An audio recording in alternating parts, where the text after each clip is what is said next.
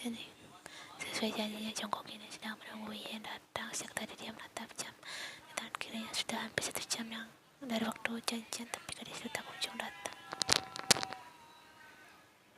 Langkah kaki Yen tampak buru-buru setelah menyelesaikan fitting baju yang membuatnya pusing. Dan segera permisi pada Yakim dan calon suaminya. Tentu saja Yen melihat memiliki banyak alasan agar diizinkan pergi. Oh, maaf aku terlambat. Tadi aku ada sedikit urusan di kantor. Bohong Yen.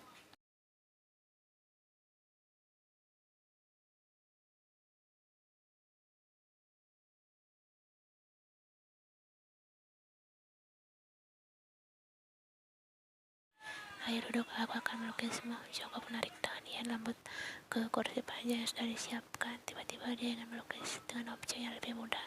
Bukankah yang lebih indah dari apapun di dunia ini kan? Itulah pendapat Jongkok. Apa, kenapa tiba-tiba sekali?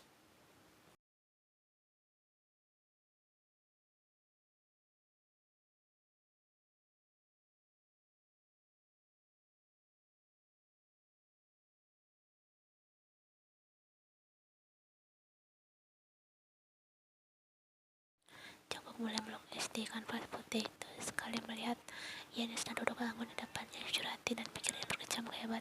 Bisakah kakak Jongkok bilang ini adalah kado pernikahan untuk kekasihnya atau kado berpisahnya? Meski sudah 1000 kali dia memikirkannya, tetap tak ada jawaban.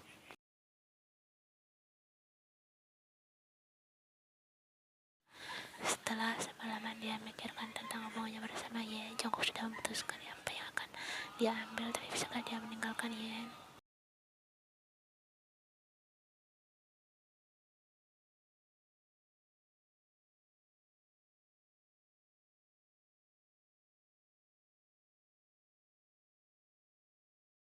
Kau memang yang sangat cantik Yen, balas Jongkok menjawab kekasihnya. Dia melingkarkan lengannya di pinggang ramping Yen, menenggelamkan wajahnya di punggung gadis itu.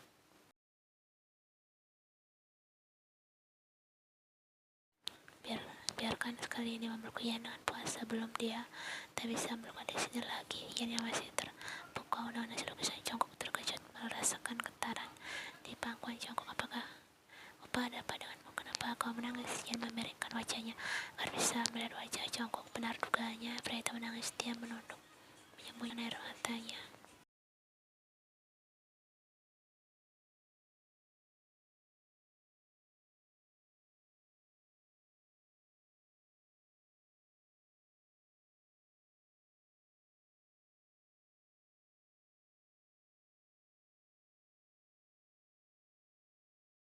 Aku hanya bahagia menerima sayang, ucap Jongkok. Dia bahagia karena Yen, tapi bukan itu alasannya menangis. Jongkok kembali memeluk Yen, mengecup mesra bibir gadis lalu dengan lembut. Yen membalas Jongkok dengan lembut sembari memeluk lehernya dengan arahan suara desakan lembut pun terdengar.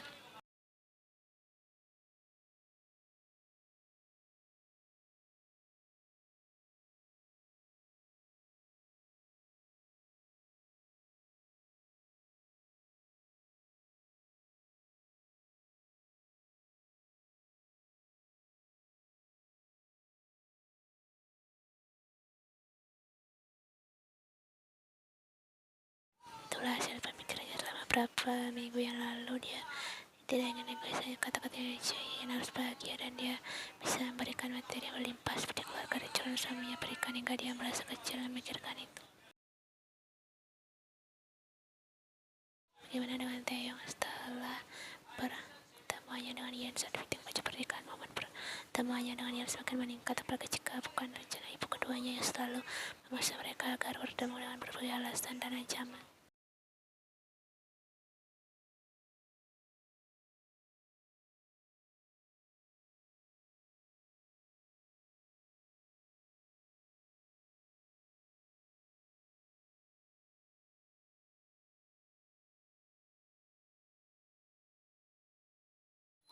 Senyum konyol untuk kekasihku, kata Yen. Tapi aku calon suamimu, apa salahnya saya tersenyum untukku? Taeyong bersuara kanak-kanakan memang beradu mulut hanya karena senyuman.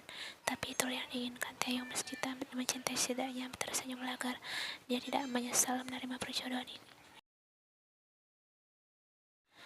Apa kau datang ke kantor hanya untuk memperdebatkan soal senyuman Kim Taeyong. Kalau begitu, lebih baik aku pergi. Aku sibuk, ucap Yen. Dia menarik Yan agar kembali duduk di tempat duduknya siang ini seperti biasanya selama 2 minggu belakangan. Yan akan datang ke kantor.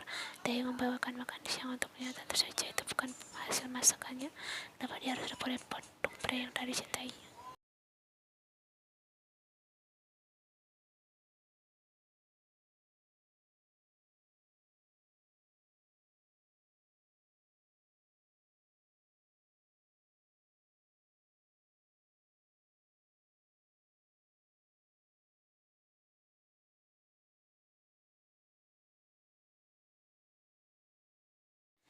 Teh, panggil Yan, ada yang melembut. Ada apa? Kenapa dengan suaramu kau membuatku takut? Balas Taeyong meralih menatap Yan yang juga sedang menatapnya. Mania, makanlah yang banyak, calon suamiku. Yang menepuk bahu Taeyong. Belum saatnya dia meminta hal itu kepadanya. Dia akan mengatakannya setelah mereka menikah nanti. Kau benar-benar membuatku takut, Yan, ucap Taeyong melihat sikap Yan yang melunak kepadanya.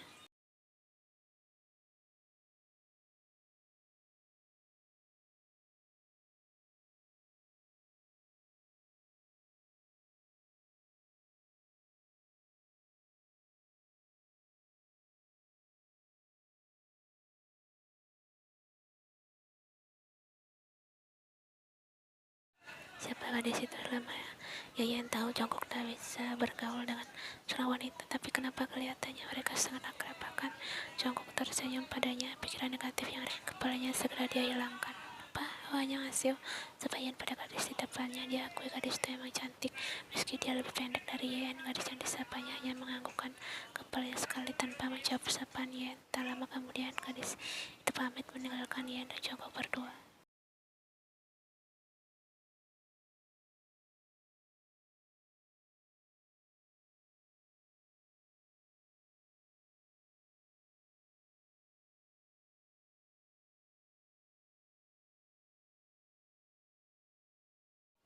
Apa ada apa kasih pria cantik yang datang tanpa memberitahu aku terlebih dahulu?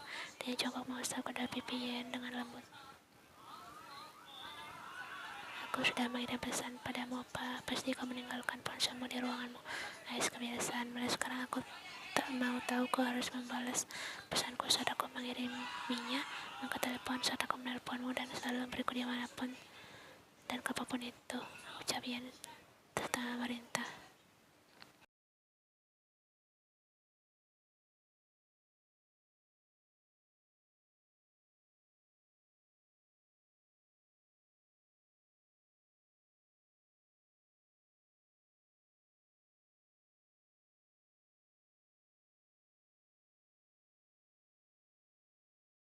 Ya, jangan lupa apa kasihmu petinju profesional. Pukulannya membuat kepalaku cedera.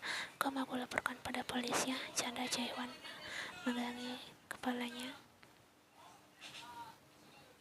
Gadis itu tertawa melihat tingkah menggelikan sahabatnya yang juga merupakan sahabat baik Jongkok setelah Hongbin. Hongbin, ia hanya tahu nama pria itu tapi sama sekali tak pernah bertemu.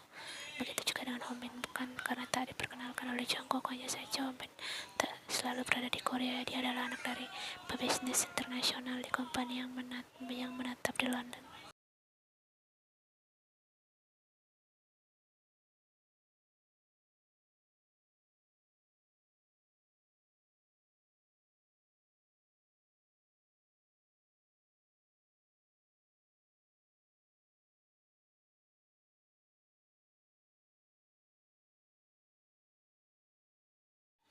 Jongkok, cepat kau lamar gadis menyebalkan ini. Aku tak sabar punya keponakan dari kalian. Ucapan Jaewan menohok hati Jongkok. Dia kembali teringat dan pernikahan ini akan berlangsung 2 minggu lagi. Jian juga terdiam sama seperti Jongkok. Hatinya terasa sakit. Kenapa tidak kau duluan saja? Pria itu menyebalkan, balas Jian menceritakan suasana yang canggung. Lidah Jongkok keluh, dia hanya tersenyum tipis.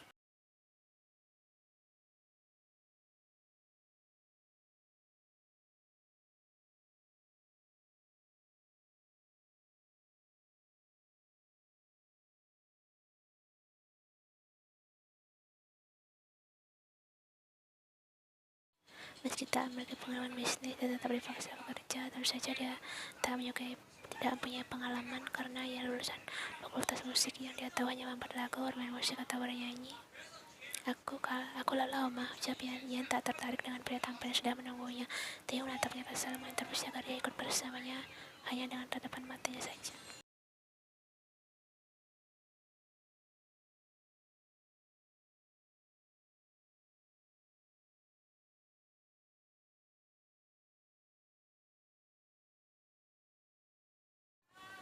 Ayo kita pergi aja ya. Setelah dia selesai mengganti pakaian dengan lebih santai, dia menggunakan kaos berwarna putih dan celana jeans beserta kot panjang yang mencontai sampai atas lututnya.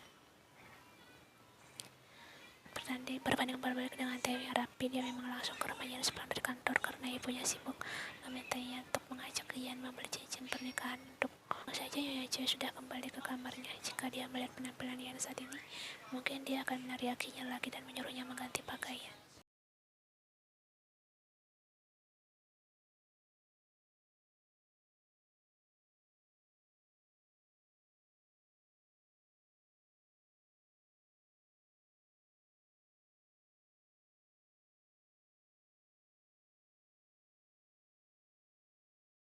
Kau saja terlihat tua, balas Ian sinis. Dia menjatuhkan tubuhnya di jok mobil. Theo bangunkan aku jika sudah sampai, aku lelah. Ian menjamkan matanya perlahan, dia tertidur, wajahnya tampak sangat lelah. Theo menatap wajah damai gadis di sampingnya. Dorongan apa yang membuatnya mempertahankan gadis ini meski dia tahu Ian sama sekali tak mencintainya. Dia berjanji akan membuat Ian perlahan jatuh cinta kepadanya.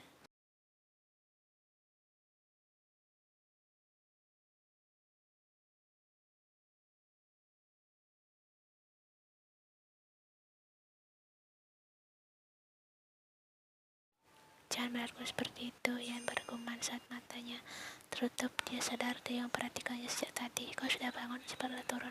Theo membuka pintu dan membantunya keras. Malu dia tertangkap basah sedang memperhatikan wajah gadis itu.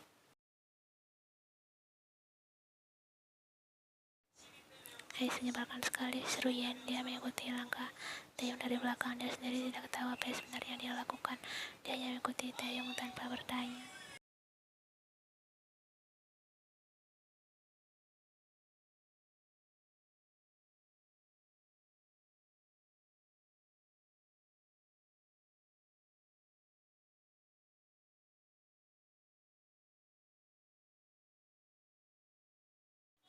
Dia calon istriku, aku ingin membeli cincin pernikahan. Suara Theo tercekat, rasanya seperti sedang menelan batu. Sedangkan Ian masih tertawa. Ian, kau benar-benar. Maaf tuan, aku kira Nona ini adik Anda. Maaf sekali lagi, calon istri Anda sangat cantik. Puji pegawai itu, dia terlihat merasa bersalah.